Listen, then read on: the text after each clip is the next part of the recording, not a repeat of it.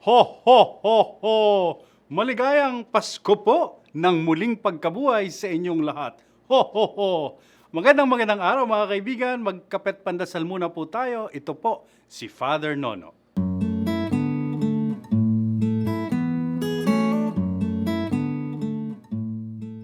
Ho, ho, ho! Parang Christmas lang, ano, Father? Pasensya na po, pero marami kasi sa atin sobrang pagpapahalaga sa Pasko. Sa ating nga mga Pilipino, September pa lang, naghahanda na tayo, namimili na sa divisorya ng mga panghanda at pangregalo.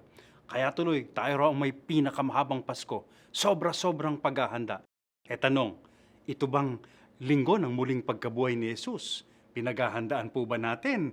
40 days siya na ibinigay ng simbahan para maganda sa tinatawag nating Kwaresma o Lent. Nakapag-retreat o recollection ba kayo para sa Easter Sunday? Nako, naglakwatsa lang kayo noong Semana Santa eh. At sa marami sa atin, ang Easter season ay isang araw lang, yung Easter Sunday lang.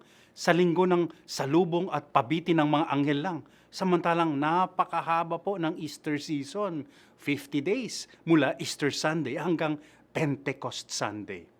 Aminin po natin, talagang hindi natin napahalagahan ang panahong ito. Mahalaga lang ang Pasko, pero sa ating simbahan, oo, mahalaga ang kapanganakan ni Jesus, subalit mas mahalaga ang linggo ng kanyang pagkabuhay.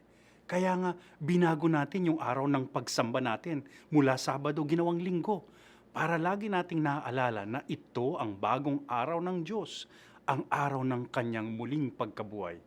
Bakit nga ba ganun kahalaga?